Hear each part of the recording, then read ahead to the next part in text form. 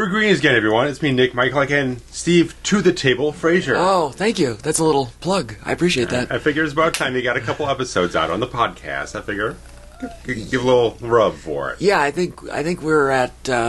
Actually, we just recorded some new ones last night, and I don't know how many we have now. 9, 12. I don't know. Yes, it's a fun little show. Steve's new podcast with his friends Dewis and Randy and everything. So go check it out, guys, and everything like that. But we are doing a 25th anniversary comedy for John Carpenter's Vampire today, guys. So have your own copy of the film on Blu-ray or whatnot.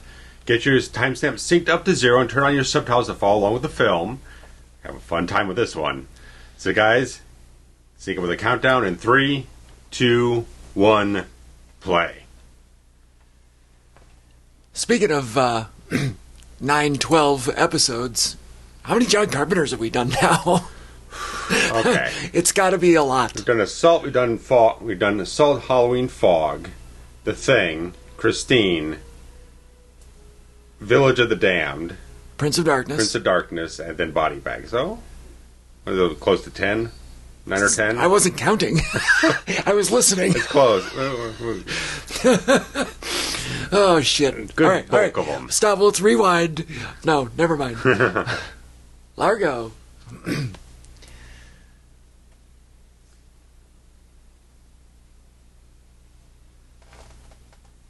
This was the first Carpenter I saw in a theater. I don't even know. Let's see. This is 25 years. So 98. Came out in 98, which means that I would have been working at the movie theater. Mm. I don't think I saw this. Okay. I don't think I did.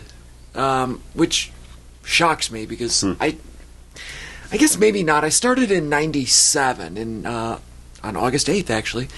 The very first movie I ever watched for free was The Game with Michael Douglas. Oh, okay, that's pretty. I haven't seen that in a long time.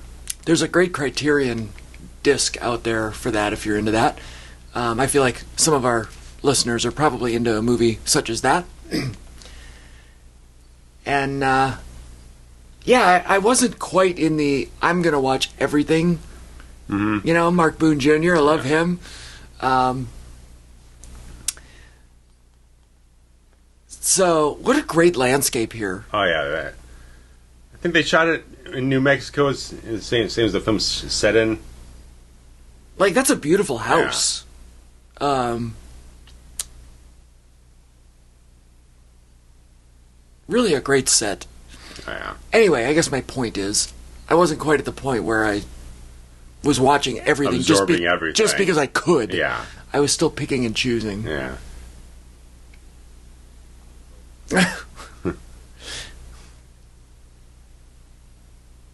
I love the phrasing of nest.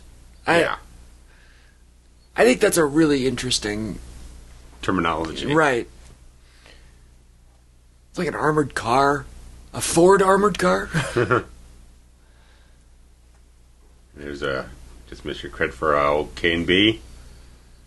I love it. Was it just K&B? It wasn't specific to an individual? I put all three of them on there. All three of them, okay. This was a full board production for them.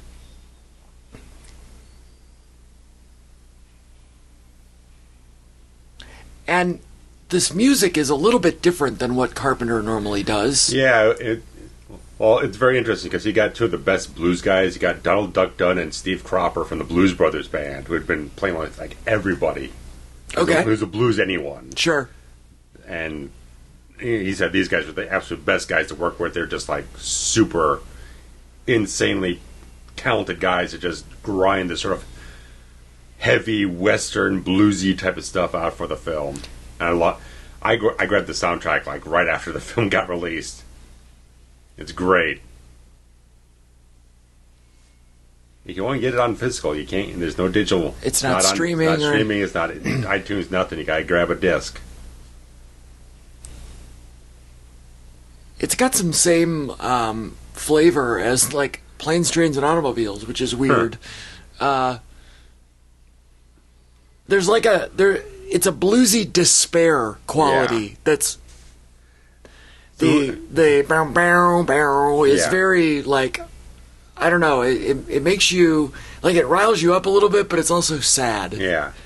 I mean, when we eventually get to They Live, another anniversary we're getting. We are going to do They Live. There. Yeah, we'll have them counted officially by then. This one's a little bit. This score is a little bit kind of reminiscent of that, but it's a lot more harder, a lot more leaning into it. The They Live one's a little not lighter in a certain way, but it's a little bit more, I guess, morose in a certain way. It's not quite it's a little more downtrodden. Right.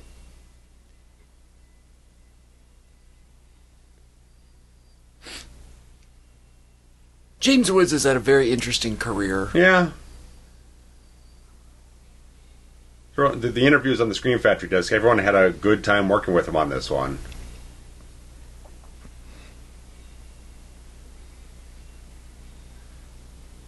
Carpenter really spoke very well of pretty much everyone on the film, anyone who's in a main part anyway. All the Baldwins look exactly alike. Yeah, just some a little huskier, some a little thinner. Yeah, but the facial structure some a little more crazy. Right. Some of them, most of them, all one political affiliation, and then one that is the opposite. Yeah.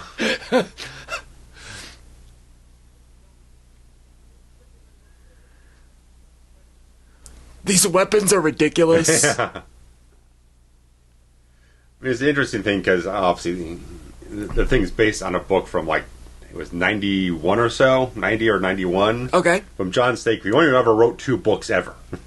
Okay, and this was one of them. This was the second one. And it's vampires with a $sign? Is that correct? Okay. Because they're part of Vampires Incorporated. They're more like just like bounty hunters for hire type of thing. Okay. You hire them, they come in, they clean out the vampires in your entire thing, and the book kind of, as I didn't get through the entire audiobook, but at least got through a couple chapters. At least the entire setup was a little bit different.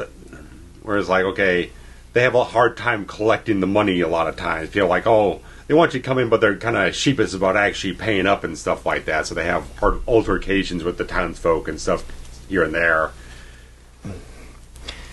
So this is one of the situations where we pretty much took the title and then paid off the person that made the title to a degree. But then made up a whole different story.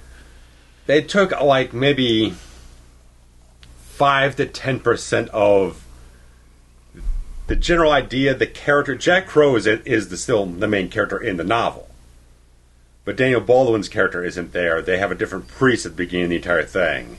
All these different characters don't exist. Like later, Sheryl Lee's character isn't there.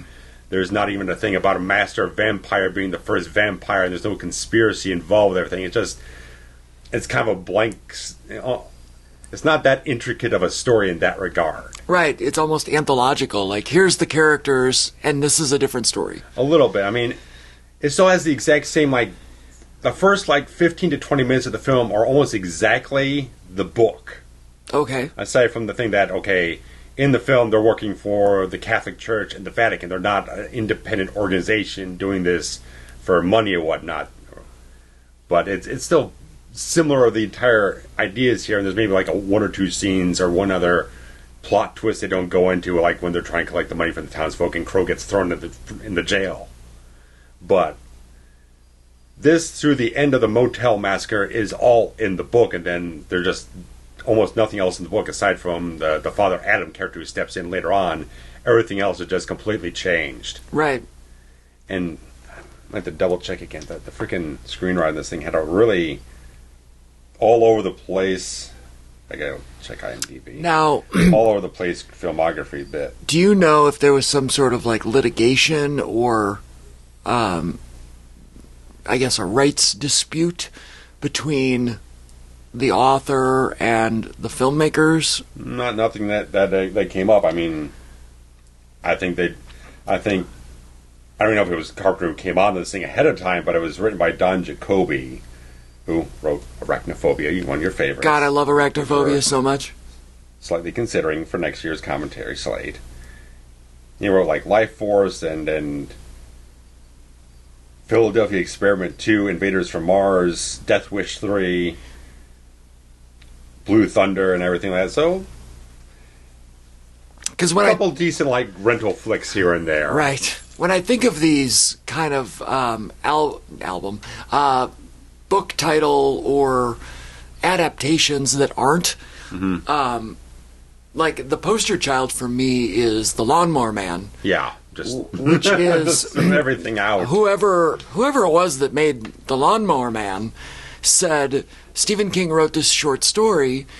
I really like the title, and didn't use his story, made up a completely different story. But decided to still use his name on the fucking film advertisements things King. Right, it said... Took him to court. It literally said Stephen King's Lawnmower Man. Don't you fucking throw my name on this shit. And Stephen King is normally pretty affable when it comes to that. He'll take the money. Yeah. But he went, but that's not my story. It's similar to the Children of the Corps thing. It's like, okay, I wrote an adaptation screenplay for this whole thing, and then you threw it the fuck out and kicked me out the door, but you still want to use my name for it. Well, fuck you. Right. You charge you up the ass for it. You can call it that, but don't use my name, or you really have to pay me. And Stephen King won that lawsuit. Oh, yeah. None of those shots went to the head, by the way.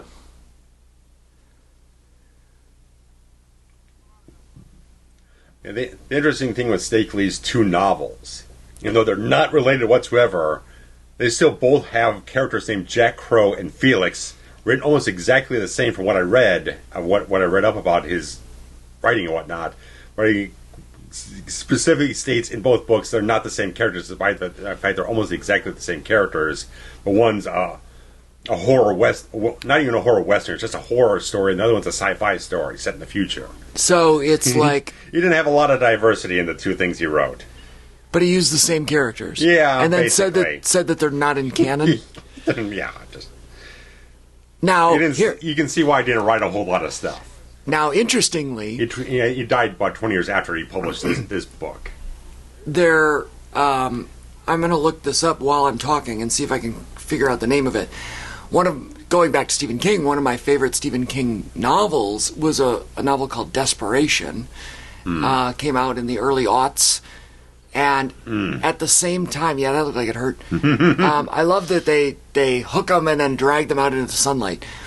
Oh, yeah. And as a marketing thing, they uncovered, quote unquote, a Richard Bachman book. Okay. That had all of the same characters from Desperation, but in a completely different story. That's so like an alternate universe kind of thing. Like they were the same characters, but they were doing different things. And it was slightly interconnected, but... This is the count of the bag. They already know the same author, right? Well, yes. Okay. Oh, yeah, because this is right. Past the 80s. Oh, yeah, this was into the aughts. Yeah. And it was like a marketing thing, much like Gerald's Game and Dolores Claiborne were released simultaneously as both taking place on the same night of the eclipse. Okay. Intriguing. So... But it was a super... And they claimed it was like a lost manuscript or something that they found.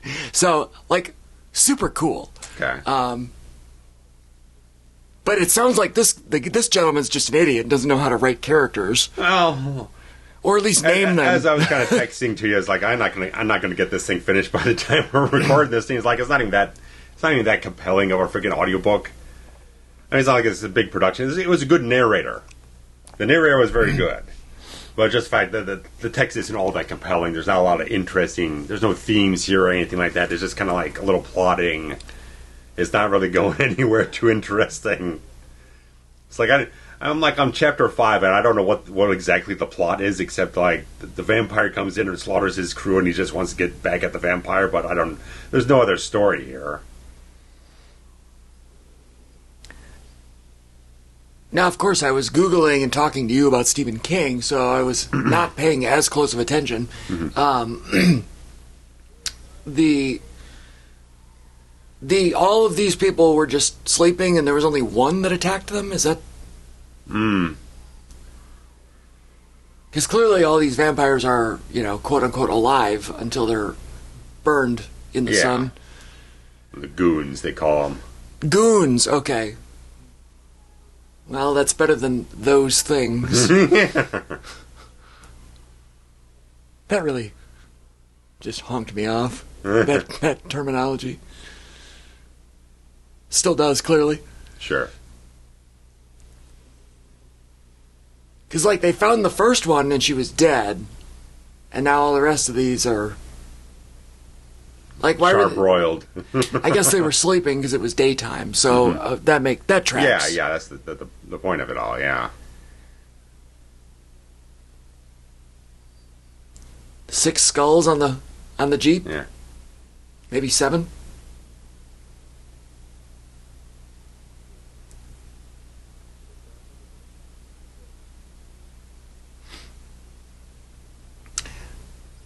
I wonder where the lore or the rules or whatever dictated that there had to be... Like, I wonder when those rules were established that there was a master. Or is there not a rule? Is not that... like not so much other vampire lore that I know of. I mean, typically there's one that sires them and stuff like that. And sure. Usually, in some lore, there's like at least sort of a master-slave relationship to a degree or whatnot. Okay. But... Oh. Speaking of master-slave relationships... yeah. But it's a good setup for the entire film they've got here. I mean, they kind of established the characters, what they do, how they operate, the kind of... Again, the kind of rules that they have, or the lore. Is that Jack A. Harry? What's happening there? But they've at least. Hey, why is that fat bald guy in this room? What does he do? He ain't not man, but a fucking burger. Like, yeah. Oh, go ahead. But it's like, yeah, they do a nice job setting up everything. They set up the characters, the mentalities, the relationships, the kind of lore overall. And now and then that they party afterwards. Right. And they got a little bit of an in with the church, and then they kind of maybe grease some palms with the freaking police or something.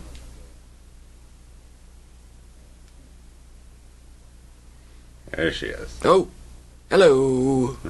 Too much makeup, of course, but, sure. you know.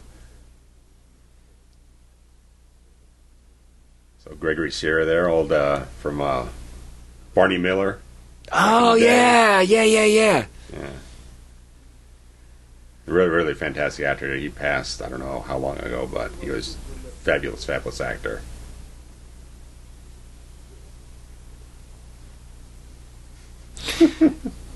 I think Daniel Baldwin and Alec Baldwin are the two closest in appearance. Yeah, I'd say that.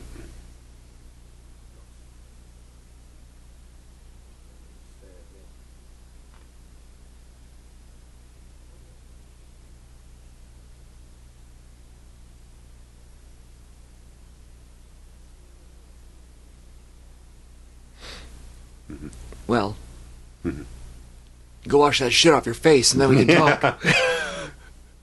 But it makes sense because she's supposed to be a hooker and everything, and that's I guess kind of overly glammed up. It's make her look a little. She's a beautiful woman. But really trying to make her look a little on the tacky side. Right. I like her hair. Yeah. She reminds me of what's her name? Goldie Hawn's daughter. Kate Hudson. That's it, Kate Hudson. She's got a little Kate Hudson in her.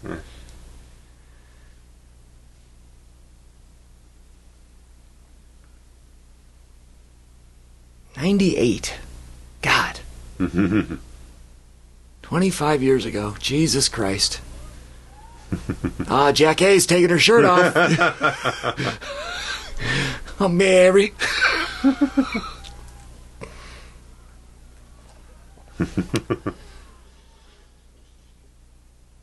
They're partying like it's 1988. There's just no cocaine here. No. Is that...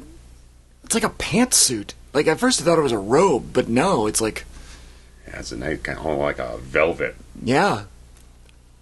Like Really Costanza be draped in velvet. Sure, yeah. And what a beautiful, like, coat type item. Costume design's on point, and the makeup. Like, this makeup is good. Yeah.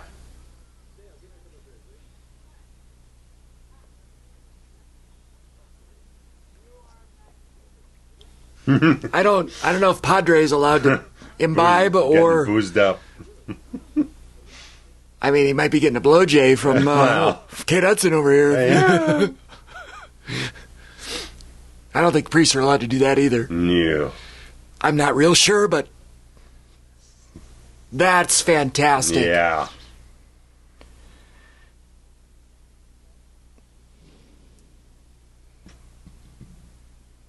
I wonder how if they did the revolving room trick, or I don't know. Bite mark could be anywhere, right? Sure, yeah. The neck is typically the most common Yeah. because the jugular Yeah. or whatever. But there's something so delightful about it being on the inner thigh. Yeah, I mean, It is like lewd and rude.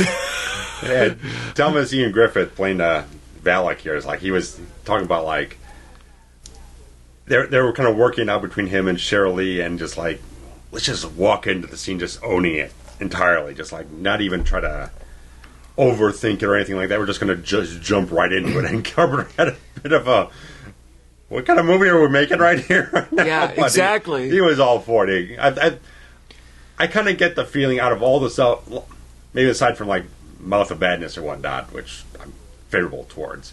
I'm not. I feel like Carpenter really was kind of all in on this one to a certain degree of all the stuff he was doing in the 90s. Because he talks in the interviews, he talks extremely favorably about everything. Everyone had a really fun time. Holy shit! I just think there's a lot more of Carpenter's backbone into this than like Village of the Damned, which he really didn't give much of a shit about. He was kind of passively walking through the film. But yeah, this is all K&B's fucking effects reel for '98.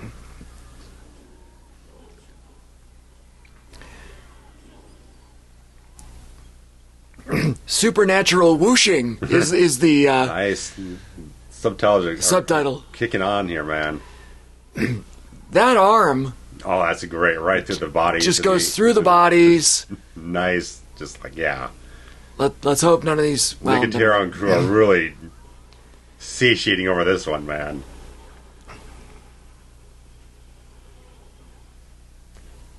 I like that he's got a wooden stake like in his mouth as he's using the gun, which he knows Great doesn't stuff. work.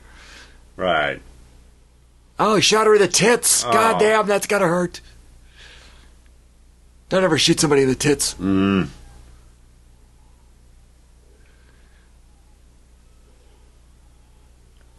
Why are those girls cowering and not running out the door? Yeah. He flew into the pizza boxes. That's a shame.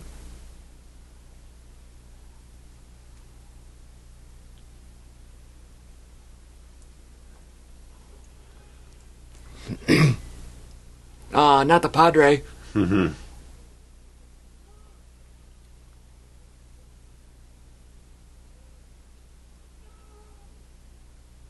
Oh. That is awesome. Great job on Nicotero and team Oh, yeah. for the brain matter that Oh, yeah.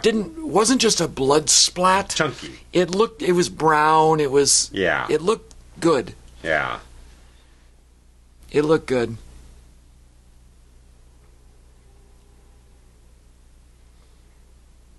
All right. Almost famous in the truck. Here we go.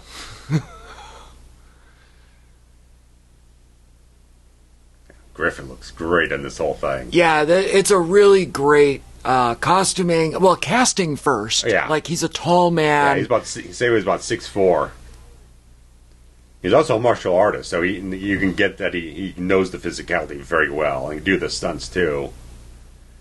Yeah, you have to be able to do a certain, like, it would be as if, somebody looks exactly like Michael Jackson, and you cast them as Michael Jackson, but they can't dance. Yeah. And you're like... You can't teach that thing. You're like, okay, never mind. Yeah. Yeah, they were... Not to say that this guy's emulating anyone in particular, No, but he has those qualities that the sum of the parts are Right. just fantastically... Yeah. They outshine everything else. Yeah. And they used this stunt coordinator Jeff Amata again on this whole thing, as Carpenter had always been working with them, so... Griffith said he was fantastic working with him because he was also a martial artist guy and stuff like that. So they really clicked very well together. This is one of those Carpenter movies that really has kind of a big budget feel. It's a sprawl. Like, there's multiple sets. Yeah. There's open, like... There's a little bit of a scope to it in terms of cinematography. I think the cinematography is fantastic. I think Gary Kibbe on this thing really this is his best looking film he did for Carpenter. Yeah, I don't... Like, Carpenter's films almost sometimes feel like stage plays. A little bit sometimes. Like, Prince of Darkness has a little bit of that because they're just kind of stuck inside the entire time with some kind of taupe walls and stuff like that. Yeah, I mean, even Halloween only has, four or five locations that are all interiors. Yeah. This one's like outside and, highway and just, I don't know, it feels open. Yeah, especially when you get to some of the interior sets. I mean, there's some gorgeous lighting he does. I mean, he just... all on it, and like, dare I say, even from the artwork of the poster that we are looking at here on my soundtrack, and it's the horizon is low, and the characters are low, and all you see is the landscape of the sky. That is very different than all other Carpenter things. You know what I mean? I mean, Carpenter always really wanted to make a Western. You got sprinkles of that some places. Salt on Precinct 13, They Live, a little bit of Snake Plissken here and there, that kind of gunslinger mentality. But this is really just look at this. Look really at how satiating a desire he had for like 20 to 30 years at this point. I would also love to make a Western. That's on my bucket list. Great coat on James Woods. That leather, the black leather. I mean, in the book, they described Jack Crow as like a 6'2", muscle-bound dude, but that was kind of like not what they were trying to go for. Obviously, they're just trying to find someone who's a really good actor and could reflect the kind of rugged mentalities and whatnot. Well, he's probably 6 foot, and he's not. He's not like a weakling, No, but they're probably like picturing like.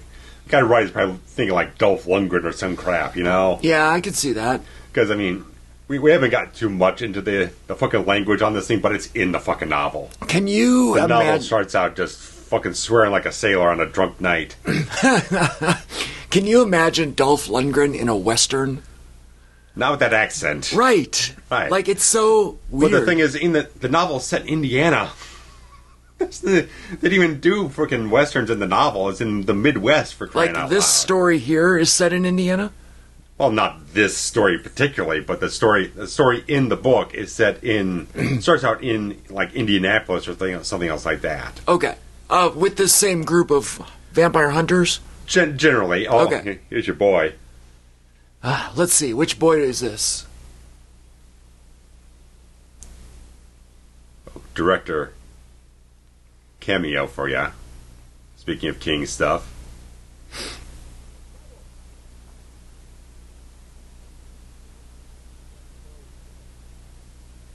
So Darabont. Yeah.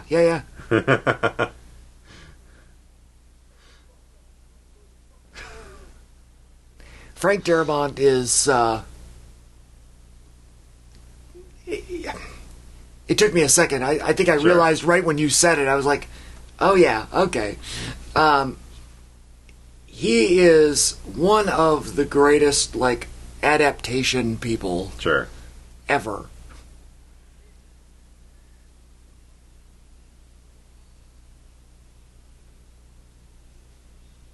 And of course, he'll live in, he's on a pedestal that, is almost like a Mount Rushmore now in the Stephen King universe. That he can't be removed. Like, he's carved in the stone. Yeah. So, yeah, and clearly it was a Carpenter. It was a Carpenter friend, and when I was doing my video on that Thing prequel a couple months ago, he was going to do a Sci-Fi Channel miniseries sequel to The Thing a couple of years after this, but it kind of just blew up or evaporated, didn't go anywhere. But and you're saying Darabont was going to do that? Darabont was going to direct a sequel to The Thing for the Sci-Fi Channel a couple years after this. And it was a miniseries? Yeah. Okay. And that in like 2000 would have been About 2005 or something like that. It was cooking around. I was going to say, if it was in 2000, that was kind of the early days of... Better Sci-Fi Channel before it went to kind of schlocky shit, yeah. That's the only...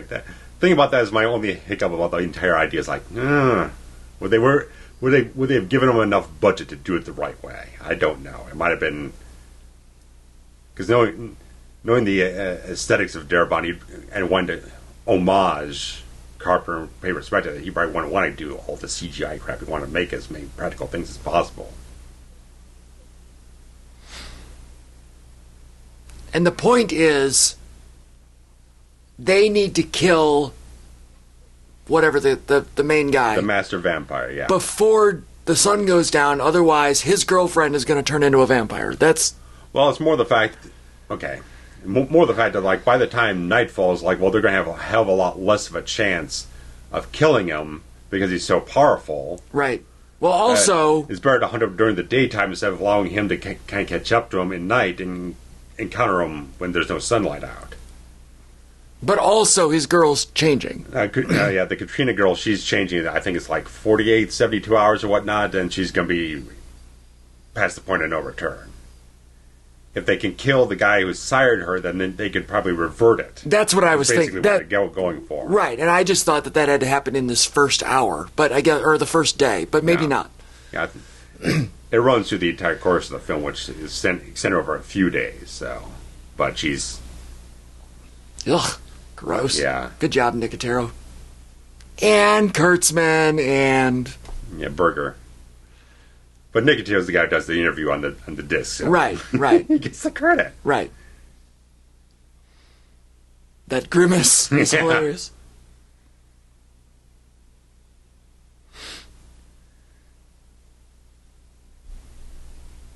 That little beat there of him looking up basically says to me, this is never easy, but it's necessary. Yeah. And how... Look at that. Yeah. How... Isn't it crazy how just a look like that... Yeah. And we know exactly what it means. Yeah. Look at us. And again, the cinematography and it's almost the like depth of field and everything, and almost the layers of light. Old school, like 1930s style of, I'm going to show you a wide shot, and then I'm going to get closer, and then I'm going to get closer again. Yeah, right. It's good stuff. Good stuff. Like I said, I really feel like Carpenter, he's really into this entire idea. It's not as lukewarm as the stuff you've been doing for like the last, 7-8 years or whatnot. I love the Visa sign. Yeah. Because, like, at this point, credit cards weren't necessarily accepted everywhere. Sure. And now people have a hard time sometimes paying in cash because it's all Visa. Or, some sort of virtual tapping or... Right.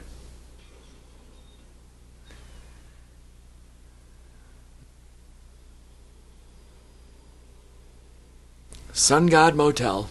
I wonder if that is a facade that they built. I'd bet so, considering they're blowing it to pieces. Right. That's nice because you got the billowing smoke behind there. It's all just really nice touches. Right, and this is probably nowhere near there. Plus, who knows? I mean, I guess they could have. They might have blown the thing up and say, "Hey, let's run quarter mile down the road here and just kind of get this entire thing shot, so you could just move on, get our production value." Right. Yeah. If you do those two scenes in the same day, then you get the same daylight and whatever. Right. Same cloud cover. Right. That's a beautiful building. Oh yeah. And where did you say this was shot? Like, we don't know specifically, right? We just say... I can check real quick.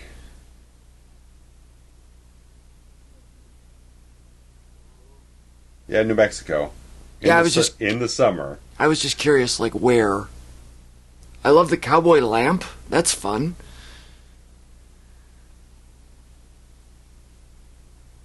The bolero tie on this guy.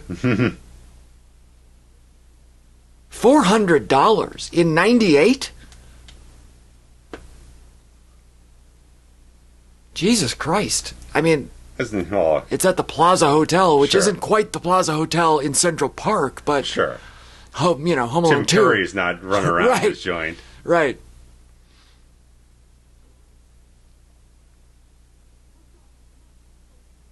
Who was the other one? Bronson Pinchot? No. It was Rob Schneider. Rob Schneider, yeah. Yeah. Yeah, nice piece of just production work value there with the big mural behind them. It's good location scouting. Red Dog. Interesting how the TV coverage has the exact same camera angle Sure, yeah. as the us at right. home. That's funny.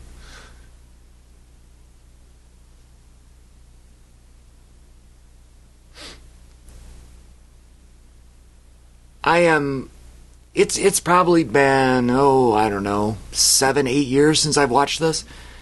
And, well, maybe not, because I do own I bought this Scream Factory Blu-ray. Yeah, I think it came out, And not too many years ago. no, and I'm trying to remember if I watched it again when I got the Blu-ray, or if I just collected the Blu-ray for the sake of, because I like the movie. Either way, I am equally impressed as you on the cinematography front. There's a lot of these, low to the ground angles. Yeah.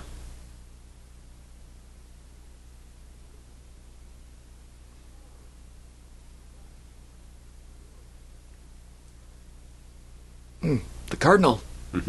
Gotta kiss the cardinal on the hand, right? Yeah. That's the rule. I think that's the rule.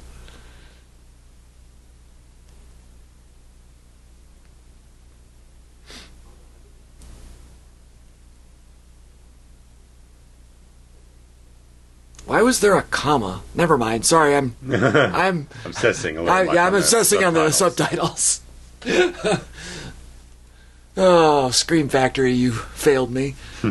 Not as bad as the fucking Rambo. Rambo was 4Ks. the worst subtitling of all time. We actually turned them off because they were so incorrect. They're far too distracting.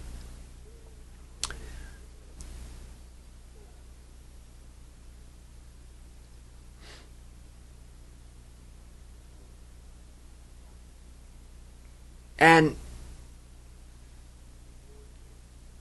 is the point here that the church is like funding this expedition? That's the idea, yeah. Because as we get to the lore of the entire thing, it's going to come up in a moment or two.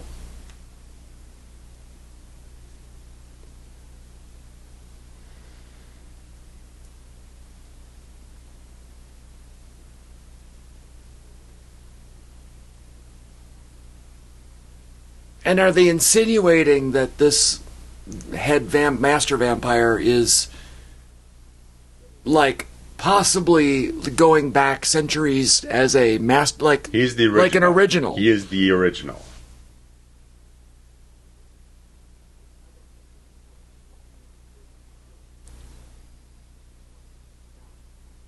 Jan.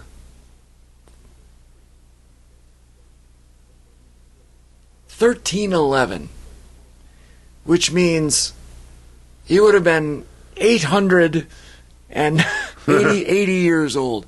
Can you imagine?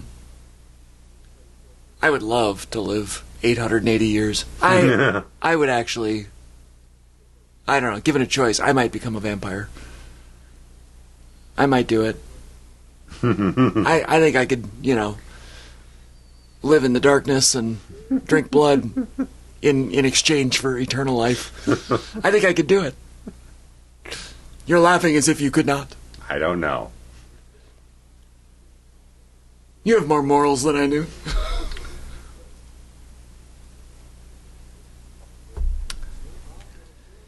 I'm just a picky eater. When you're a vampire, you only have one choice. And it's the only thing that tastes good. So, to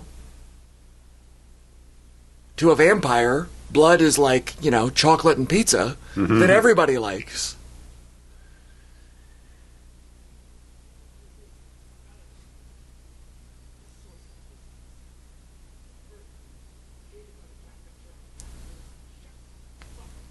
That's great delivery. Great delivery on shut the fuck up.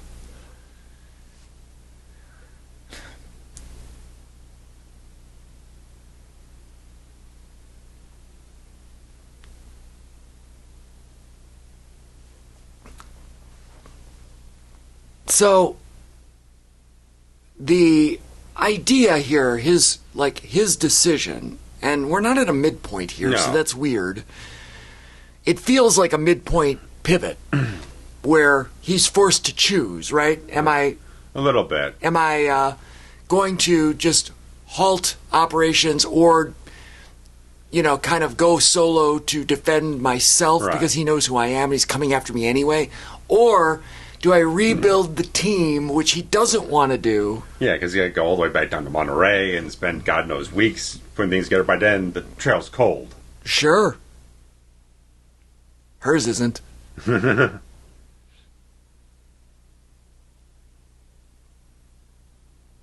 at all these painting all the light on this thing. It's wonderful.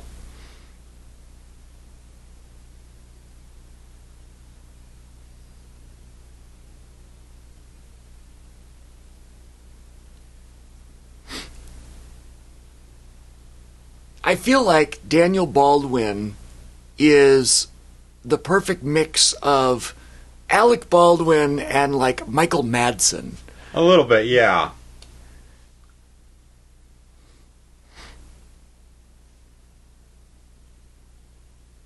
She's stunning. Oh, yeah. Partially because that duct tape just ripped some of the makeup off her face. Sure, yeah.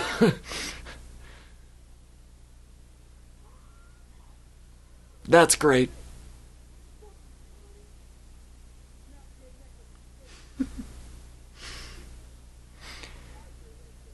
I feel like she's not in a position to negotiate here. No.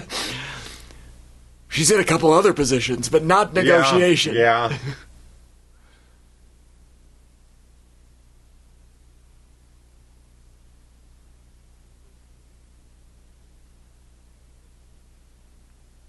That's great.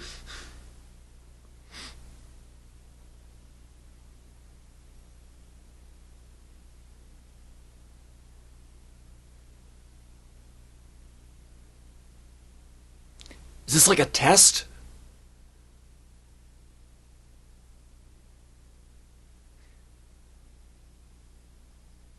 He is very intimidating. Yeah. I feel like later on he had some kind of like alcohol thing or some kind of issues here and there. But Carpenter said he showed up on time. He hit his marks. He did everything very well. He worked very well with everyone else. Well, it's not like this is his only movie. I mean, yeah, sure. I'm just saying. I'm thinking. Let me not speak out of turn and just do a quick zip through his thing here. Yeah, there's a Wikipedia section showing addiction and arrest. So yeah, he has some things. Well, I think all the Baldwins have had. He was found running naked through the halls of New York's Plaza Hotel. Well, that's fitting. Arrested for possession of cocaine. So yeah, he had his incidents, but the Plaza Hotel. Carpenter went ahead and said specifically he worked out very well in the film. There was no problems whatsoever. That's the little foreshadowing here, right? Where his big scene in the Plaza Hotel, and then sure, yeah, makes a scene in the Plaza Hotel.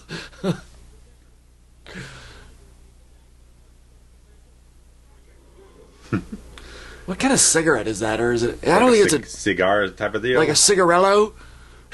Maybe, yeah. Not a full-on stogie. Clove, maybe. Yeah, something. Just throws him out. Love that. Kicks him in the ass. Love that. But again, look at this landscape. Oh, yeah. It's all over the place. And the...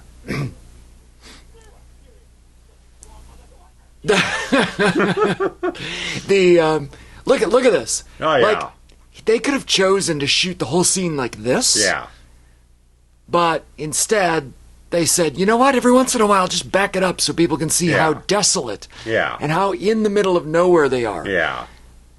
And even though they don't say that, you watching it... You get that feeling. Right, you're like, oh, there is no help. Yeah. Like, you don't have to say it out Yeah. loud. Just, you know it. This is great.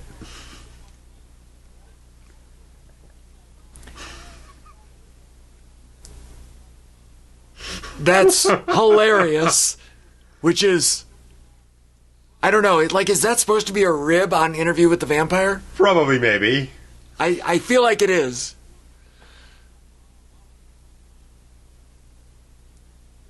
And this priest was basically assigned to replace the dead one. Yeah, Okay, yeah. so he's part of the gang now. Yeah. The gang is literally Woods, Baldwin, and that asshole. Yeah, Father Adam. He's not battle tested any type of way. He's got to go through the hard knocks real quick on this one.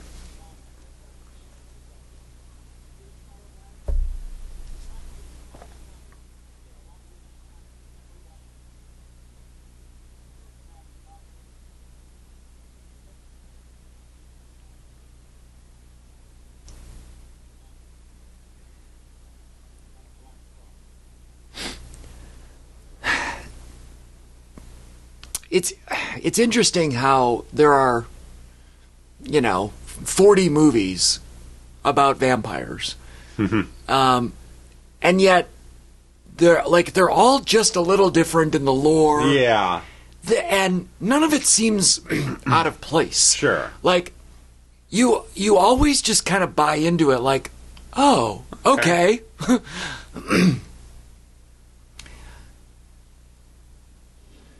It's a fascinating subgenre in horror Yeah. where you can have the same skeleton of rules, but then color outside the lines however you want. Yeah, and everyone just buys into it. I mean, this came out a few months after Blade hit, and Blade took a much more of a scientific approach. Like, it's more like a virus that kind of mutates you and stuff like that. And actually, the guy portraying Father Adam's also in Blade. Oh, really? Yeah, Tim Guinee. But even two films back to back, they work completely well, just making their own styles of things. This is much more back to the mythology, Catholicism, religion angle and the whole thing, but still taking a slightly different turn to kind of explain where they came from, how they got created, and stuff like that.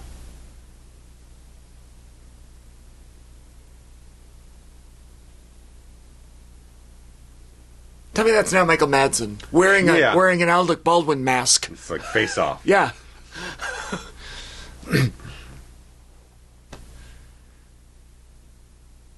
Cold cheeseburger?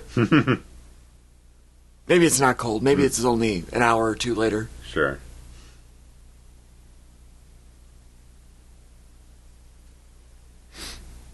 Now, here's where the audience goes, does she not want a cheeseburger because she's already a vampire? Sure. Because she didn't say, I'm not hungry. She said, I can't. Yeah. I feel like that's a good distinction Yeah. to make.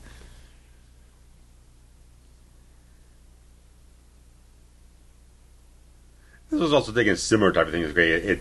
They don't even know exactly what it is, but something that just enters your bloodstream and starts altering your physiology and stuff like that. So at least kind of not getting too much on the sort of mystical end of it. There's still a little bit of a tangible physiological feel to the entire thing. That they can do a couple of things that maybe stave it off for just a little bit.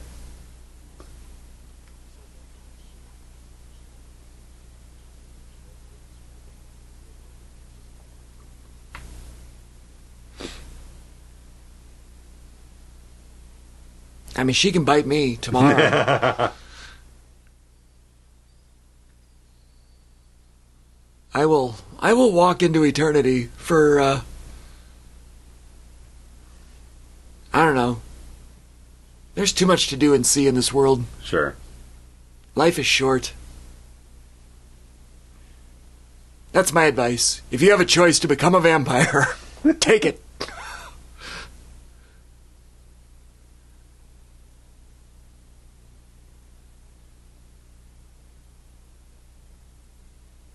That's a great line. You may not. I do like her hair. Oh, yeah. You mentioned that already. Well, see how much I like it? I said it Sure, twice. Didn't even realize. Even, disheveled and a day later, Right. it's still good. Maybe because she looks like she belongs in a Poison video. Sure. I thought that Indian chief was wearing a football jersey. It's like, that's not right. They're not getting away with that anymore these days. They all changed their names now. They're all generic as fuck. It's like, who the fuck are the Guardians? Oh, those are the Washington Redskins. No, those are the Commanders. The Guardians. Guardians. Like I said, they're all generic and they're all sound like the same fucking team now. You got no. The Guardians. You got no identity anymore. The Guardians are formerly the Cleveland Indians, who lost both to my 1995 Atlanta Braves and my 2016 Chicago Cubs, and have not won a World Series in like 100 years. Sorry, Cleveland, you suck.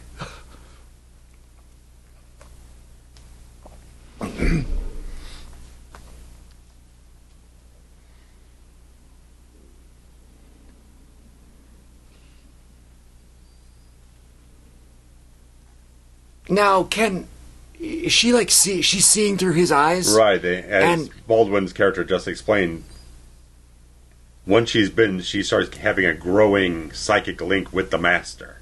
So which is why Crow grabbed her at the entire thing instead of leaving her behind. It's like, okay, right, I could use her to kind of track this guy down. I just don't understand then how it's not just a giant pyramid scheme of people that can see through his eyes in life. You know what I mean? Or in afterlife. Sure. Unless that's only something that happens in the transformation, right? Which seems like it's the way, but I don't know. Because otherwise, every vampire that he's ever sired would be a conduit to him, which that doesn't, over 880 years, that doesn't sound right. Sure.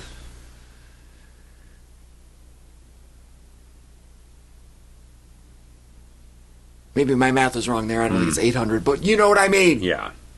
Leave me alone. Sure.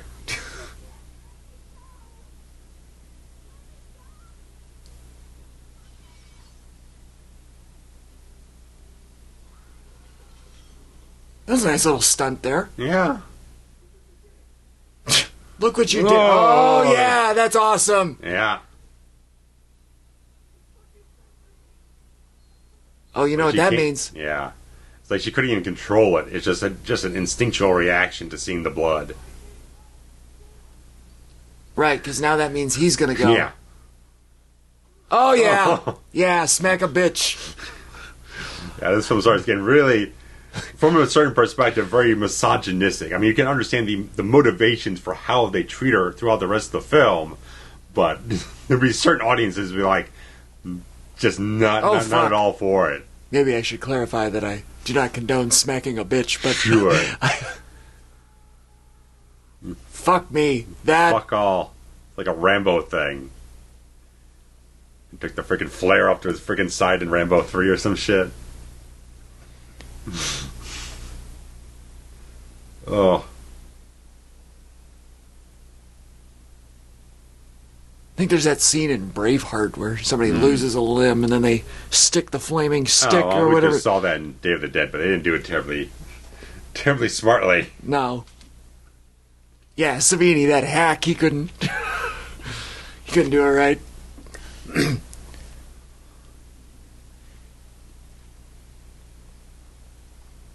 It's a terrible painting. That sofa art of the moose or elk or whatever it is. Like, I mean, I work in a store that sells things like this, and that's just not good quality. No. We do not, however, sell curtains with carnations on them. Nor should anybody. You'd think at $400 a night in '98 they could afford some better, window dressings. $400 a night, yeah.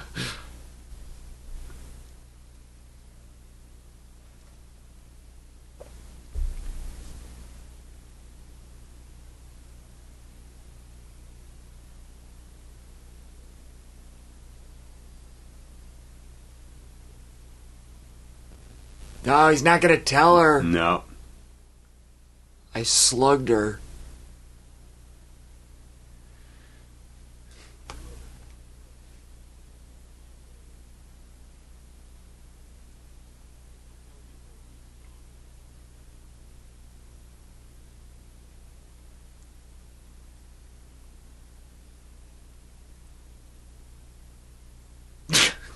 Some hooker.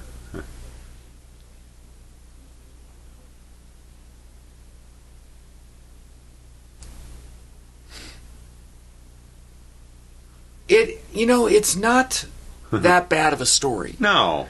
In the grand scheme of things, there have been some that are much more convoluted. There we go. Jesus Christ. This movie is so macho. So full of bravado. That is tremendous. Don't blow your nose. Don't wipe your ass.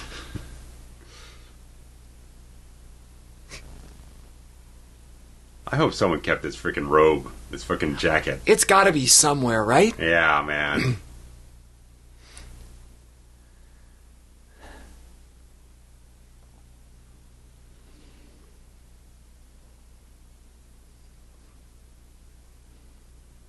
Supernatural whooshing again. Look out. We're whooshing supernaturally.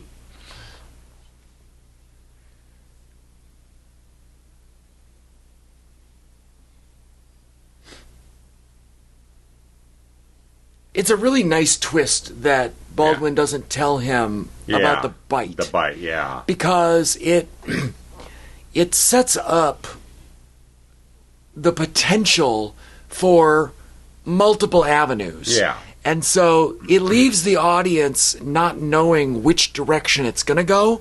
Yeah. Because if he says, she bit me, that alters the course of this scene and the rest of the movie. Right. And it also kind of bonds Montoya and Katrina together. He's kind of like forced to be in it with her together. It's like he has to kind of monitor her to see how fast she turns to know how fast he's going to turn. Or if he's going to turn it at all. Maybe he didn't. Maybe he got it in time. Yeah. So, from a screenwriting perspective, the last 10 minutes are actually really a great example of how to move forward a second act. Because the second acts are hard, right? It's like 80 minutes you need some plot developments. They're not too dramatic, but they have to set up things you have to pay off. Right, you have to move the story 45 forward. minutes later. Right. Like, Act 2 is 80 minutes long. Yeah. In a typical, like, 10, 80, 10. Yeah. And so, like, the whole what happens during the movie is the hard part. Everybody can write Act 1. Yeah. Most people can write Act 3. Yeah. It's how do you connect the dots that and keep it interesting. Right. And not just meander around for fucking ever. It's really hard, by the way, for everyone that's listening. And this scene, the last 10 minutes here, like I was saying, are a great example of how to keep the audience saying, well, maybe this could happen, or I wonder if this is going to... Like, that's a nice interaction. There's like, something you want to tell me, and it's like nothing you want to listen to. Oh, yeah. That's a great piece of dialogue there.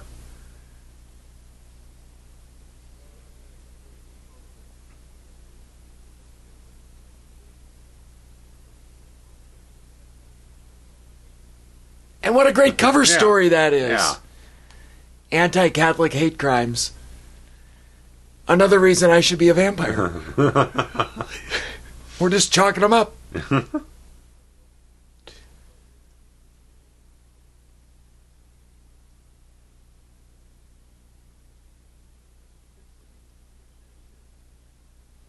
That's right.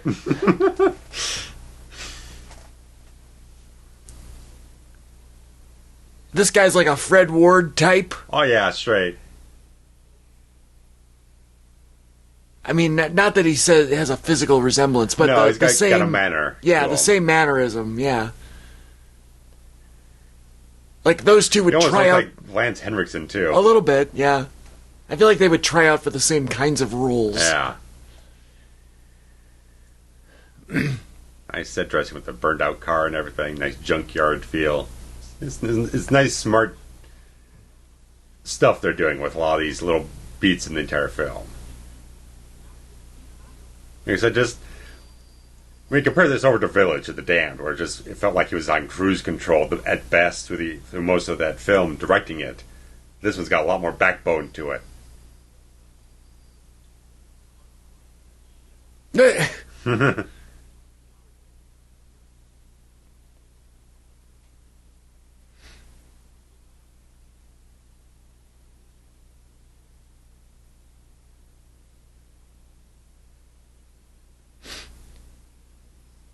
Here's more beautiful landscapes. The sun going down, which... The coyote.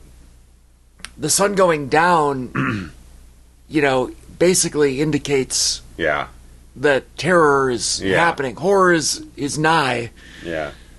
Look at this. They're like being birthed from the ground. It's like, great, you know what I mean? Great, smart idea. I mean, if you're in the middle of the desert, there's not a lot of cover to go for. There's not like a cave somewhere you can just slip into. So you go underneath the dirt.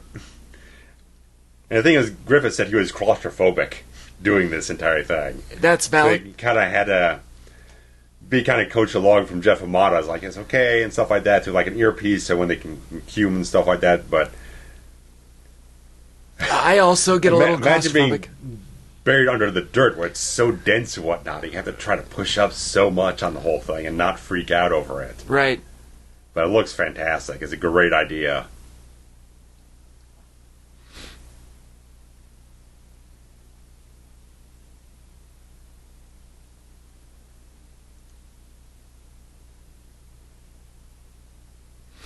And it makes sense. Okay, anyone Valak probably sires, they're a master vampire, but anything below them that they sire would be like a goon or whatnot. So you have feels like a nice hierarchy. Yeah, pyramid scheme. They kind of like I said. Just be a generational type of thing, copy by copy type of thing. Right. You lose something each time you go down the line. So all of these people. Look at this freaking landscape again. These 7 are his direct sires.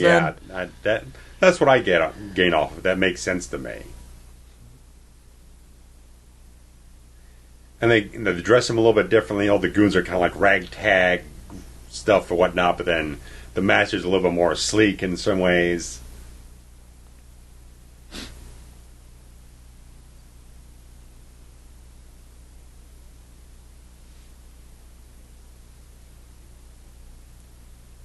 Nice little Bob Ross knockoff there in the background. Should be a get you laid. Both things. I love the contrast so much. I mean, Crow, he's a blunt force object. Yes. He's got no time for bullshit. He's got no time for political correctness. And he's dealing with this soft cell sort of like fucking father or whatnot. It's like, he's so indoctrinated. It's like he wouldn't step out the bounds of anything worth a damn. Yeah, Sierra's character early on, he's a little more looser. And once you get a few drinks in him, he can play a little. He knows how to kind of navigate these guys to a certain degree, even though he's a little unsettled by them.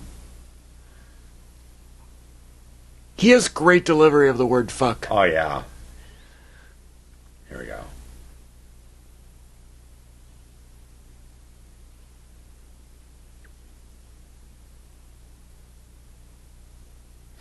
So, this looks like a midpoint. Yeah, this is definitely the midpoint we're getting. But this movie's, there's only 40 minutes left, so we're late. A little, yeah. You know what I mean? Like, yeah. Him revealing the personal reasons behind his hunt. The motivations and everything. Right. Between him, then we get the exact reason what Valak's after. There it is. Like, this should have been 20 minutes ago. Or 10 minutes ago? 10 minutes ago. Yeah, mathematically, it's a little off. Right.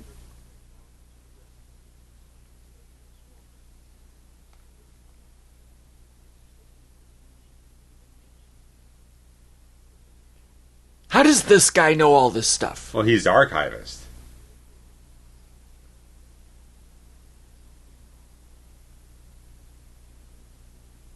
Oh, that supernatural whooshing.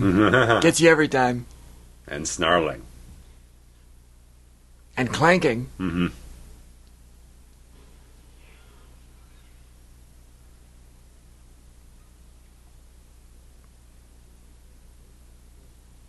I just feel like he's so young to have absorbed that depth of knowledge. Right, like the guy that Valak killed.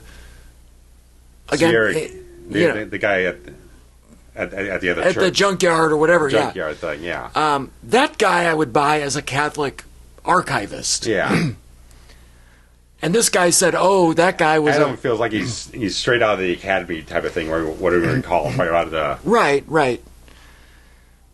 right out of school or whatnot. You know, it almost like he should have been the apprentice to the archivist. That would seem like it would fit a little better, because I mean, having him as this age, it makes him feel right for the naivete he has.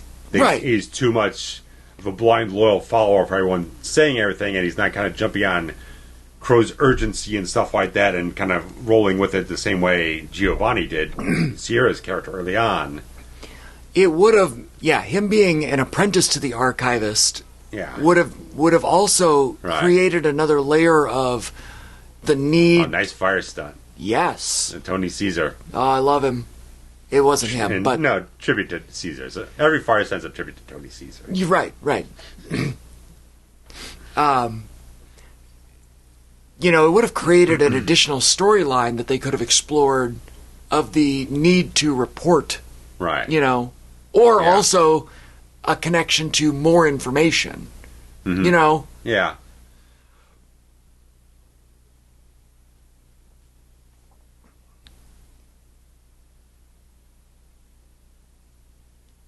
Mm-hmm. So, this feels a little like, not exposition, but it feels like a knowledge dump where, like, he actually knew all this shit the whole time. And he was sworn to secrecy and everything like that is the main thing. Right. I don't know. Because he's this impressionable young priest, so he's like he wants to follow the rules. Yeah. I get it. And Crow's completely outside the rules. He's going rogue and not following what everyone's telling him. But... And this is that cross that we've been looking for for 500 years? Yeah. Which does what now? Like, what good is it to him? Well, what they were saying is that the vampires were created through an inverse exorcism. Basically, I think they say the body dies but the soul lives on. Now he wants to complete the transition, so now he can be a vampire who can walk in the daylight. Got it.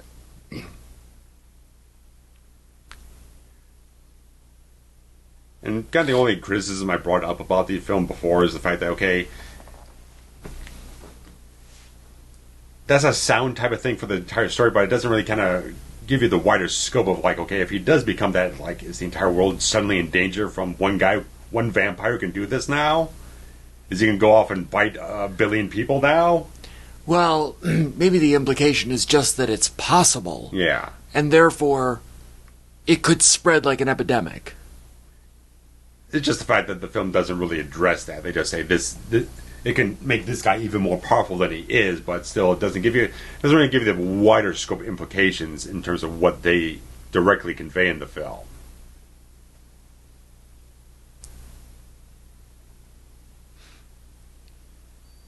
And in theory, this would be... Like the blood's going through blood fountain, yeah. Fountain. In theory, this could be the nest, right, of all the masters, if they're still here, which is what they're investigating. They could turn it into that if they chose to.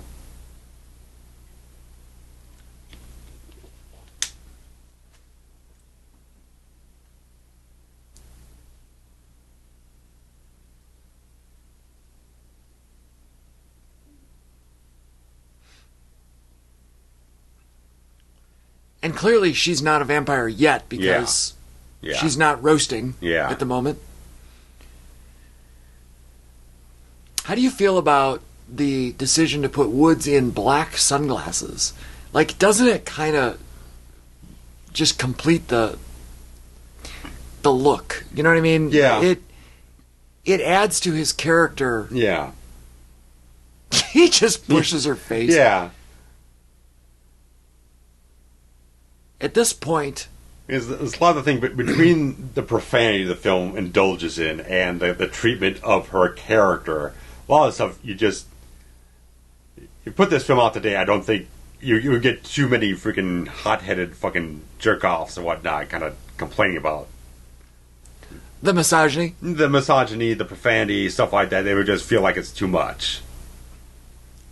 But I get it.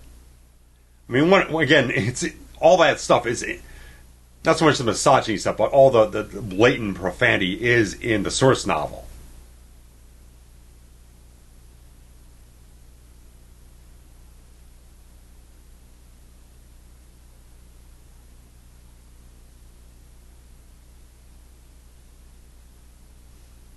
Fuck me. Yeah.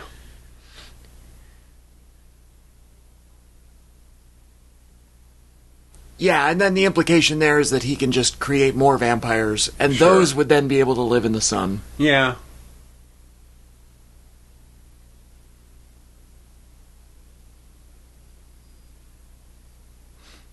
But again, what a great little dynamic here of these two as a team. Yeah. And Baldwin, having to defend her. Yeah, especially, I mean, the way the two of them are playing it in tandem, there's just a little bit of you just feel a little bit drifting away from Crow and everything like that. It's subtle.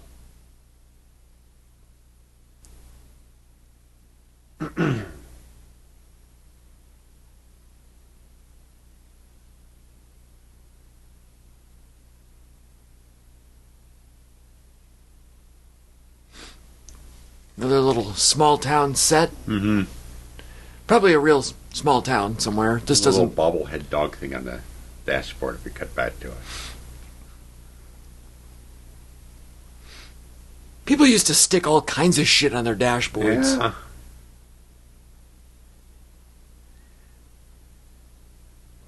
The next era, I guess that was the generation before. Oh, yeah. Yeah. That was the generation before us, was the stick it to the dashboard people. Sure. Our generation was the hang it from the rear view era. Yeah. Yeah. In our time, it was cars had 48 things dangling from the rear view. I have 2 at the moment. Okay. Because, I'm old. But I have nothing stuck to my dash, Jesus or otherwise.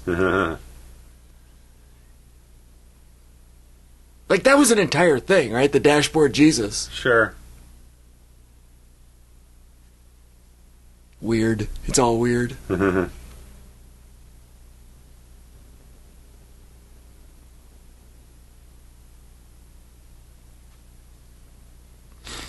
Prison. That's kind of fun. And apparently it's open. Because the closed sign's on the inside. Yeah. Oh, thank you. Call again.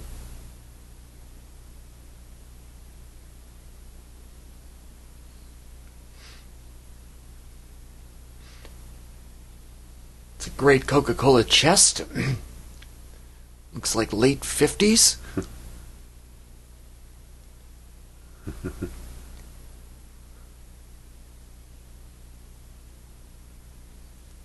Why is there nobody else in town? There's not a car. There's not a person. There's a couple of cars down the road, but there's no folks here. Right, but nobody's moving. Like, there's no movement. Right. No, there's no dogs. There's no anything that would indicate that anybody lives here.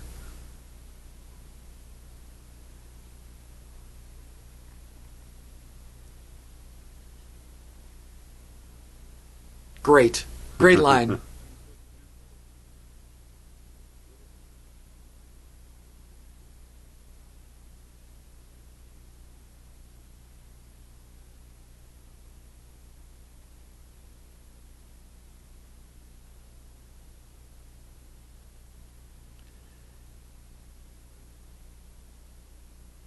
Like, she can just tell, Yeah. And it's nice, and I like the nice settled progression of her complexion. Yeah, they've been... It's a little bit, starts a little slightly pale, then they're adding a little bit more... Sunken eyes, stuff like that, just a little bit more ill expression. Look at the veins on her front. Just a little, just great. Because Valak has the veins all around the edges of his face, and hers are only about a half inch from coming down the forehead. That's great job, Greggy. Yeah, that's my boy. Yeah, they're doing top level work on this one. I mean, as if they don't always, but just you're just getting a wide array of different things between the overt gory stuff and little subtle makeup stuff and some animatronic stuff, like when Mark Boone Jr. gets slashed in half. And all the great severed heads. I mean, there's all fantastic stuff.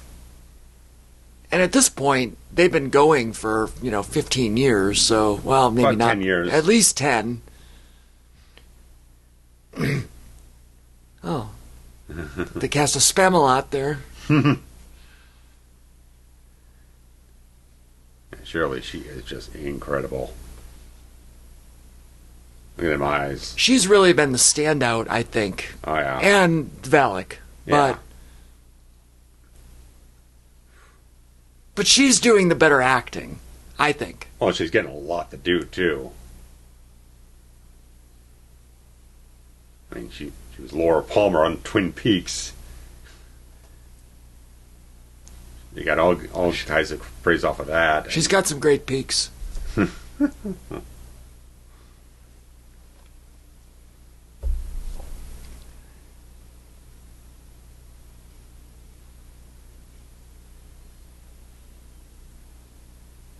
Here's that opening score again. Yeah, that great heavy blues guitar. Which they use every time they go hunting. Yeah. Which I guess this is only the second time. Yeah. So, but it's a good reprise, right? Yeah. In Jaws, the music only plays when it's the shark. Yeah. Same situation. Yeah.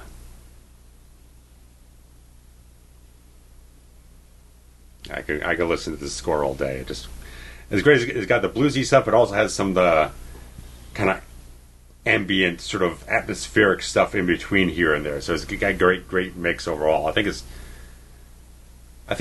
does a great job of just blending those genres together, the western and the horror stuff. I mean, it's not just the setting in New Mexico that makes it western. I mean, Crow is very much that type of gunslinger, sort of outlaw type of character in a certain way. You could definitely see it. They could kick this back, have it placed 100 years before, and it would still feel relatively the same. I also think that you could play it in downtown Chicago, and he would feel like he belongs there as well. Yeah.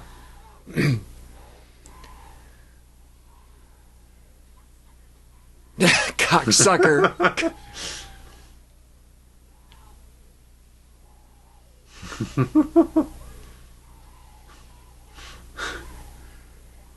I love, you're talking about the profanity. There's something beautiful about him yelling, "God damn it," to the Padre. Yeah, right. Like, he might work for the church, but like, the fuck hell, man. He's an ornery, cranky son of a bitch. Ow.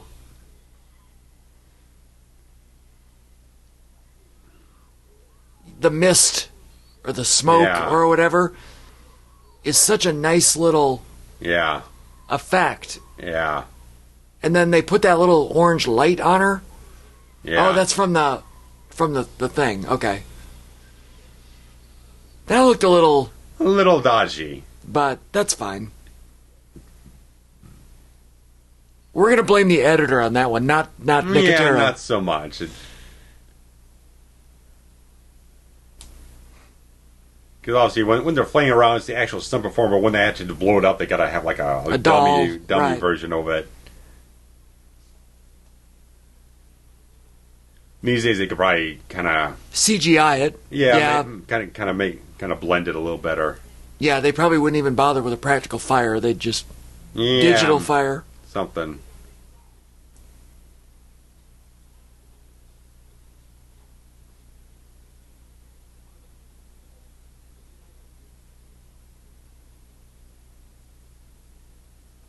That's a good plan.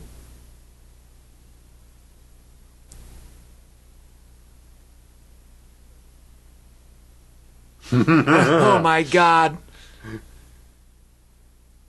It's good for the kind of this flake of a character to a certain degree, buddy. I like his progression in the entire film. He has gone from like I won't even say what's on my mind to volunteering to be the bait. Yeah. And he's scared out of his mind, but he's still trying to make it through, just trying to be part of the team and not kind of wimp out on certain Right. things. He doesn't want to flake. Yeah. Right. He's like, he knows the stakes involved, and he's too far hitched on the entire road of this whole thing. It's like it's do or die time.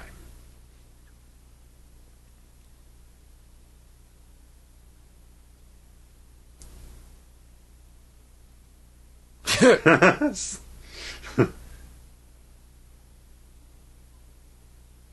a nice character moment here.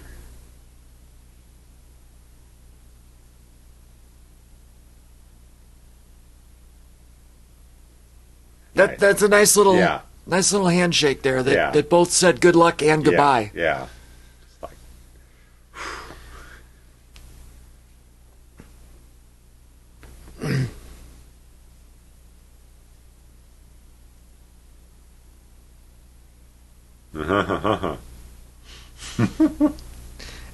There's the little wave is so good. yeah.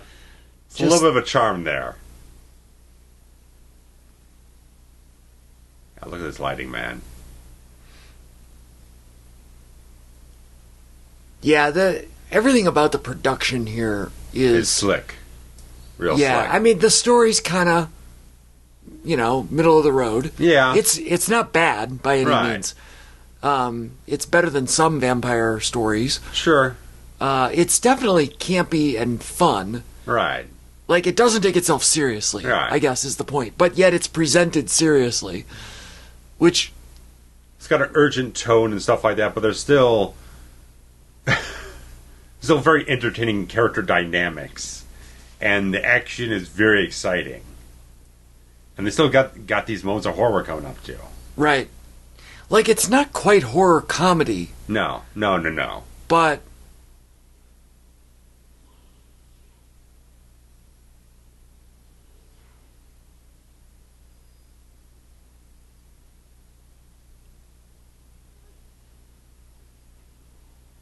Yeah, that wasn't supposed to happen, right? No.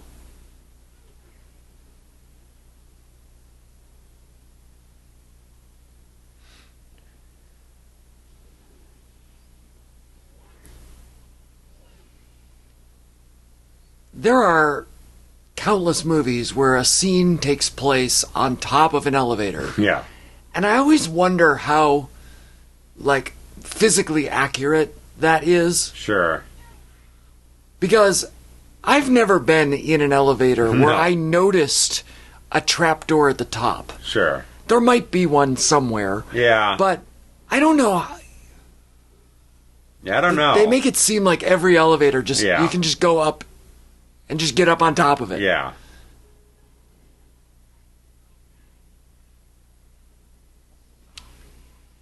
Do you ever see that movie Devil? No. God, that's a great movie. Basically, the premise is 4 or 5 people stuck in an elevator, and one of them is seemingly the devil. Okay.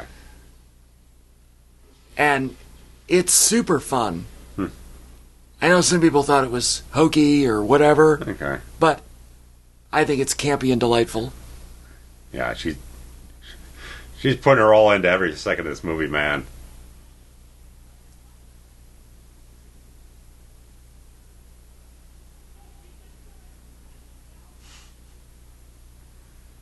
Yeah, the film it's got a great tempo to it.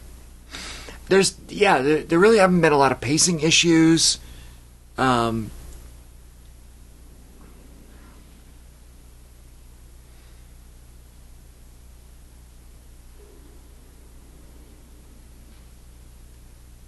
little bodysuit on this woman. Mm-hmm. It's moving along at a good clip. It started off hot. We created some drama with the girl getting bitten, and then is she going to turn? Is she not going to turn?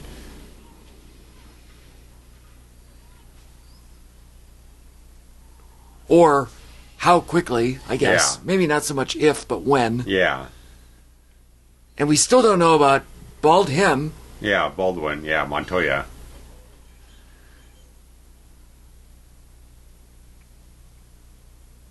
Because maybe he got it in time. We don't know. Yeah. There you go. Drag it.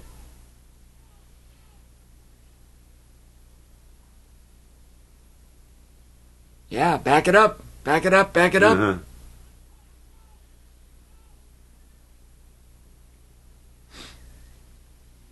How many have we killed now? There have been 2? Is she the 3rd? I think so.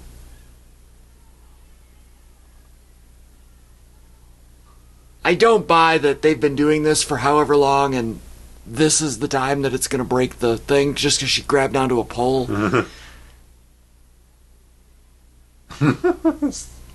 Still fun dialogue, though. Yeah, there's, the innocence, there's a comedic timing to it. Yeah.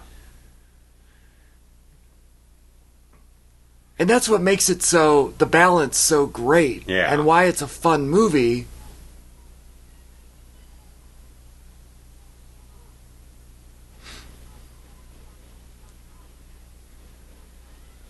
Just that whole idea that it's both serious and comedic at the same time. Yeah.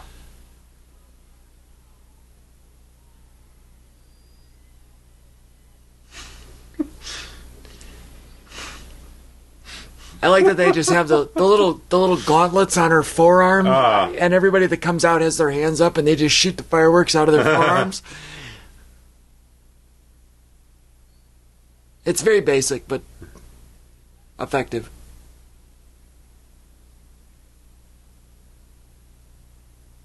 You can't go back.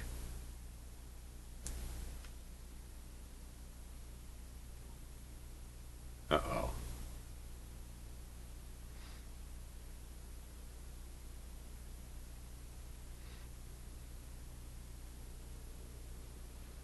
Yeah. Yeah. It just keeps getting worse for her. Uh-huh.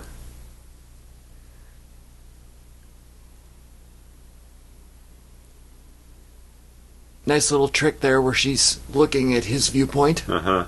Again.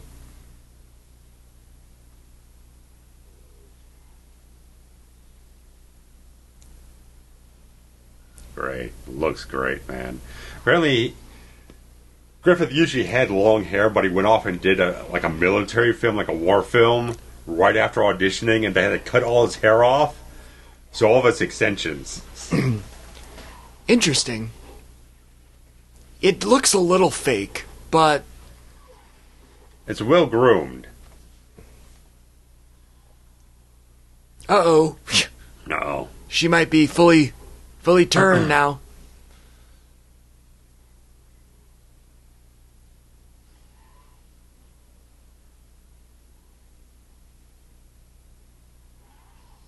Oh. Vampires are always shown to be, like, supernaturally strong. Mm. Which I think is interesting. Like, There you go. the physics of it don't make sense to me. Okay. Oh, no. Oh, no. Oh, she just got a good whole old piece chunk. of it there. There you go. Mm. Oh, yeah. Oh, yeah. Just And look at the blood just Gushing. gushing right out. Like that hose is just pumping. He's probably under the seat with a squeeze machine. Yeah. Just going to town.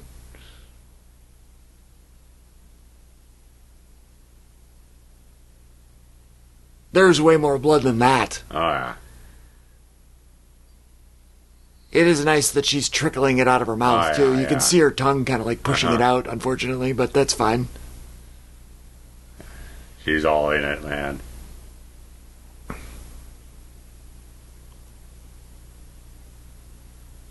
And all these people are vampires? Yeah. Is that why the town was so desolate? Probably. They're- They've probably been drinking it dry for maybe months. Right, and then maybe everyone is just a vampire that's Yeah. left in town. So you got the masters, and then there had a couple of the goons back there with the kind of the brown tan outfits and whatnot. Right, which is all the townspeople. Yeah, probably. That makes sense. All Yeah. right, I'm down with this.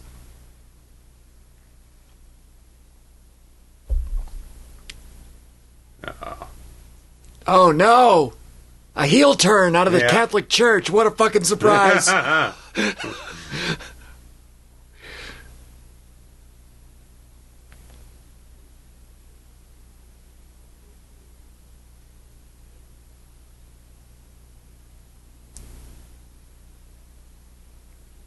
Yeah, I kind of did that at the age of like 6 or 7, maybe. It never quite added up for me. Got some white, warm, light beer. There's no caps on them, so they're empties. Great acting from him. He's got like a Burt Reynolds quality to him. Who, him? Yeah. Okay. And Maximilian Schell.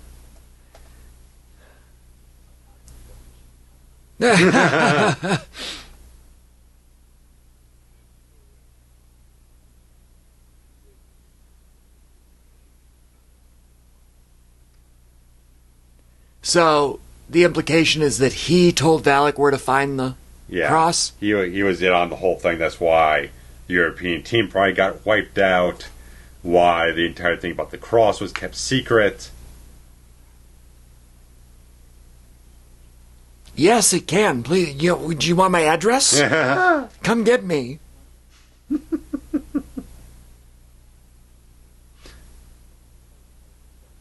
Wow.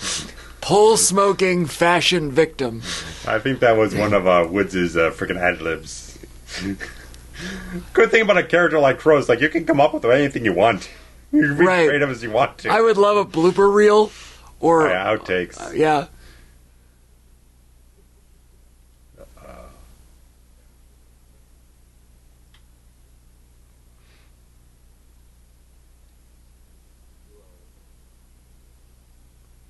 Fantastic.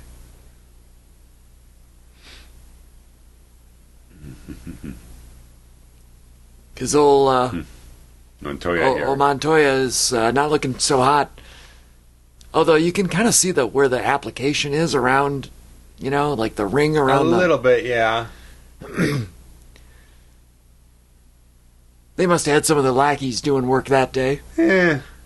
I can't imagine it was them. There's a lot of work to go around. A lot of work to go. Right, when the light hits it, you can see where the piece is. Depends on where the light goes on it. Now he's moving his neck around. God damn it. Can you imagine? How would he have not bled out, though? You know what I mean? Right. It was a little... They were being a little liberal on the gushing.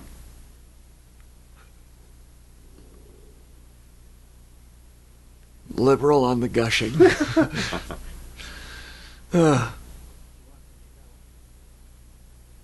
Great. I just can't get over him. He looks so fantastic. And they kept the two of them apart. It's like, Griffith, I don't want you interacting with the other guys. I don't want you interacting with the other actors. So the two of them just came off with just...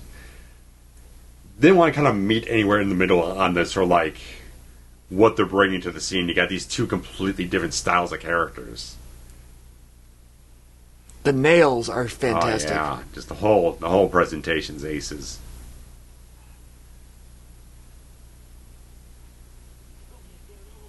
I just walk around the house in that freaking jacket, man. Yeah, I'm some sweatpants. I'm very into the slippers. And just I mean, I'm more than happy to be a pole smoking fashion reject or whatever. Walk around with a sherry or something like that, a little Chardonnay. Oh, the old shotgun under the counter trick. Yeah.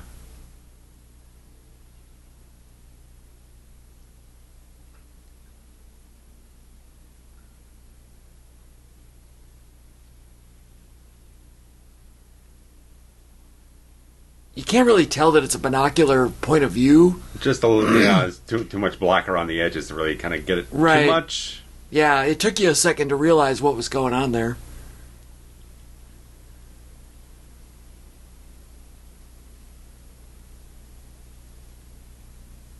Boy, Miller really put some money into this advertising, didn't they? 'Cause everyone's drinking Millers.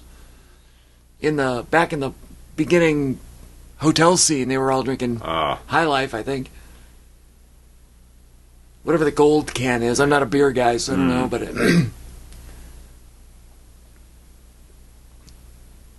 Oh, the old gold chalice of blood. Sure, sure.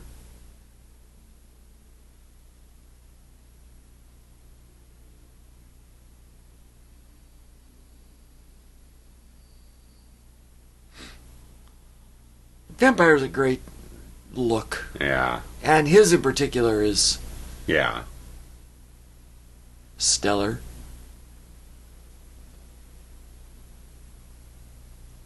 There you go. Pick him off. Love it. Shoot that cardinal right in the back. He's so proud. Oh, yeah.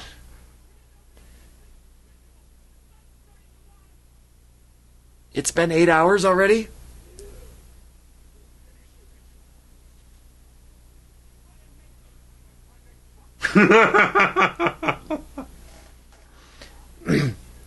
So, you need another person? Is that... I don't understand the rules here. Well, he needs a priest to finish the entire ritual. Oh, I see. The priest has to do it. That makes sense. Okay. Yeah.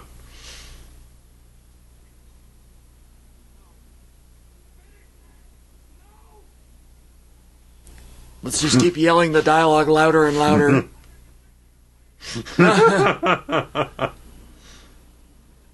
I still don't know how Baldwin's alive, Sure. but I'll go with it. Yeah. I mean, clearly, Dead Men Don't Drive Jeeps. Great album title, by the way, if I ever make one. Perfect. Love it. Ride That Cross. Another great album title. I'm full of them.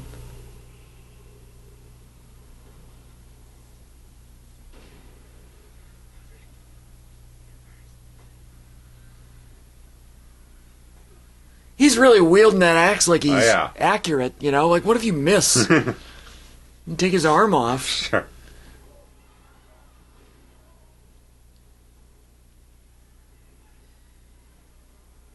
Yeah, sun's coming up, gotta get back inside. You're right, the brown drab, you can really tell the class, the hierarchy here of... Yeah. It's a nice effect. The glare and everything. Yeah, that's good. Oh, they put on like a filter or something for it. I don't know, but he's got to get inside. I don't know. Yeah. Why is he not burning right now? When clearly a little bit.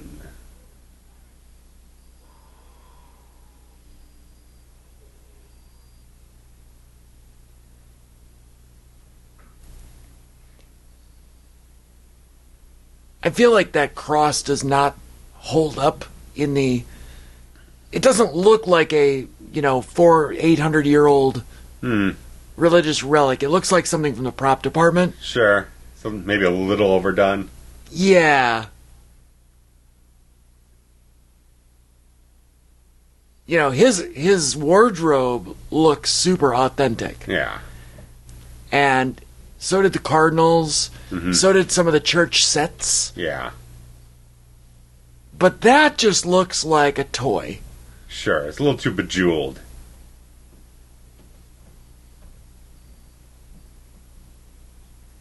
I don't know if it's the red.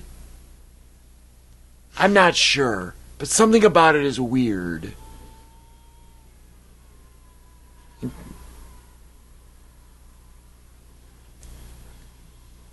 Attacks whooshing. There are myriad whooshings in our subtitling. Die, you fucker, die. Appropriate comma.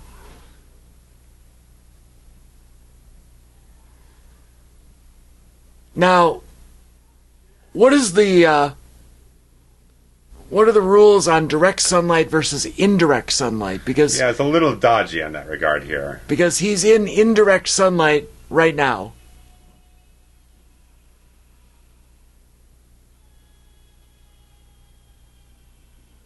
And maybe that's what they're playing off of? Yeah. Oh, there you go. Yeah. Now it's direct sunlight? Mm-hmm. It's not, though, unless there's... Yeah. You see the gauntlets with the... Yeah. With those little sparklers? Oh, shit. Goodbye. He exploded like a car and going off a cliff in midair.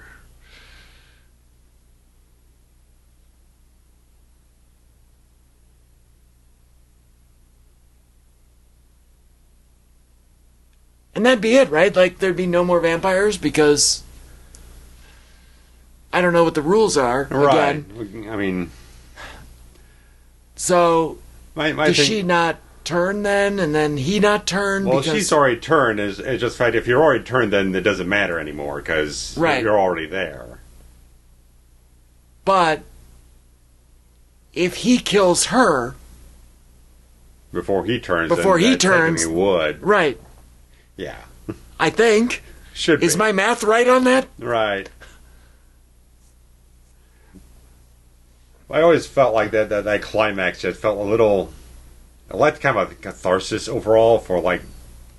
Jack Crow's entire life has been dedicated to wiping out these vampires. He just killed the original. And doesn't quite feel like it has the resonance overall for the entire story. It just feels like it killed just another vampire. I would agree with that.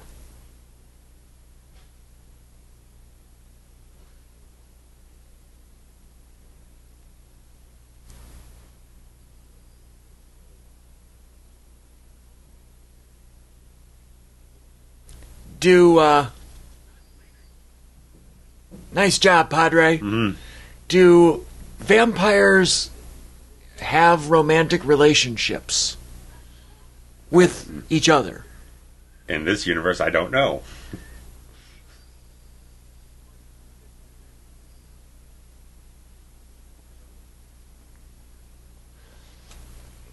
I do like that they quote their own, like, 10 Commandments at each other. Yeah, sorts, yeah. Although it would have been nice for them to be more consistent with it so that we learn all of the rules and not their rules. Three or four of them, yeah. It's all really nice character progressions.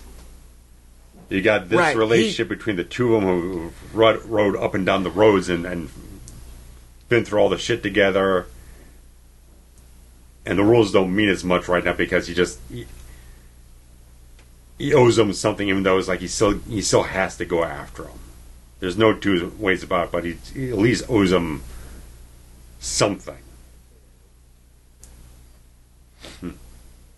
And if he kills him, or if he lets him go, it would mean that he is not following his own commandments. Right. Which would have been more impactful had they shown us more of them throughout the story. Yeah.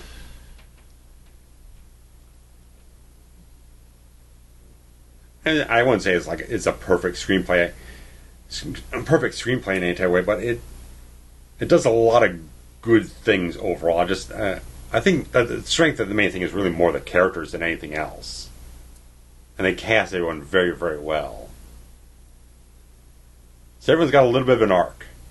Father Adam has an arc from the naivete to more of a seasoned hunter. Who just literally, like, walked in on with the shotgun saying, no, you're not going anywhere. Yeah. Like, he's ready to kill every motherfucker. Yeah. Montoya starts out as a very kind of bullish type of guy, but then as this entire thing where he gets more attached to Katrina and he gets bitten, he's got to deal with that entire reality. That moves forward, and then you have all this stuff with Crow dealing with that here. So it's all good character stuff. And it's funny you say that his killing of the number one guy didn't feel victorious enough. That actually kind of cements the legacy of his arc. Yeah. That it's almost never done. Right. It's always in him, and nothing can stop it. Even killing, the prize buffalo or whatever. And even though I didn't finish the audiobook, I read the synopsis on the Wikipedia page. Apparently, in the book, Jack Crow does get turned. He tries to attack the Pope at the end of the book. Oh, wow. As a vampire. Wow. But they did make a sequel to this, starring John Bon Jovi. Right, because he only comes in on the number 2s. And it was directed by Tommy Lee Wallace. I love it. From Halloween 3 and It fame. And it went off in a different direction where it was supposed to be, originally, that Crow and Adam go down to Mexico and trying to follow Montoya and Katrina. Whatnot. John Casino is a great name, by the way. Sorry, go ahead. But the entire thing was like, okay, Jack Crow and Montoya die in between the two films, and it ends up being Father Adam going against Katrina was not the queen of the vampires down in Mexico. Huh. But that's not the way that Wallace decided to throw that out and do his own story and everything like that. And I haven't watched it in forever or whatnot, but I never saw that one. It was half decent. I never saw that one. What's the subtitle on it? Los Muertos. Oh, Los Muertos. Sure. Yes. It was on streaming. I say go ahead and give it a shot. I might actually try to pull it up. Out there. I mean, it's gotten like Blu-ray release overseas from like the old master from the DVD and whatnot. It's decent. Let's give credit to Jill Crosby in the hair department. Enid, Laurel. That's a terrible group of names. Gene Grigg is Overcash. There's a lot of fun ones on this one. Yeah. Walter Lab.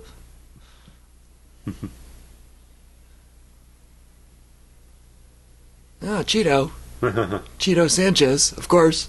The last couple of years I've been seeing like a lot of people are kind of coming around more to the film. They're not calling it like a classic, but there seems to be more appreciation for this one over the years, where a lot of the other 91s, not quite as much. I would agree with that, just in, kind of the fandom, as it were. Yeah. The horror fandom. Yeah. I feel like, this one was kind of scoffed at originally. Yeah. Oddly enough, Gene Siskel gave it a lot of praise. He thought Woods should have gotten an Oscar nomination. That's interesting. It wasn't on the Siskel Ebert episode. Apparently, I think it was from his own published review in he was in the Tribune. Yeah, I think Ebert was sometimes archived anywhere. I tried looking for it. I couldn't find it anywhere. But yeah, I think apparently he gave the film a thumbs up, and he did praise Woods' performance extremely much. He thought he thought it was a return to form for Carpenter, because when you're looking at like Escape from L.A. and freaking what was the one Village of the Damned and a couple other things, like like I said, he's much. Carpenter seems more like he's enthusiastic going in this one. There's a lot.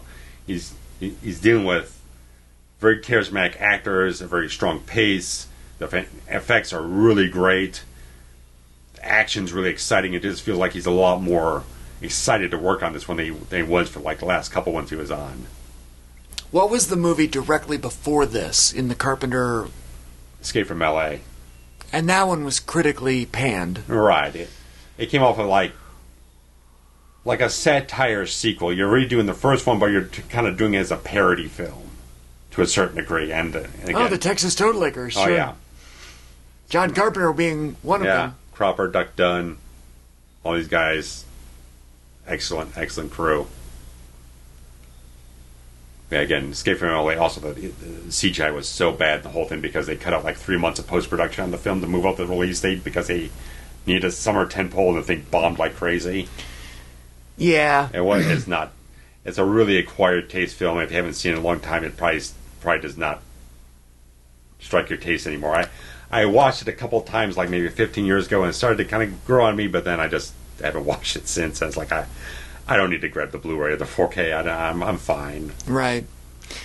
Well, it's been 25 years for this. I've always given it a thumbs up. I think it's fun as hell. Yeah, it's good stuff. So, guys, I'd like to hear what you guys think about it, too. And we'll be back with other Carpenter stuff very shortly. All right. Nighty-night. So, guys, bye-bye.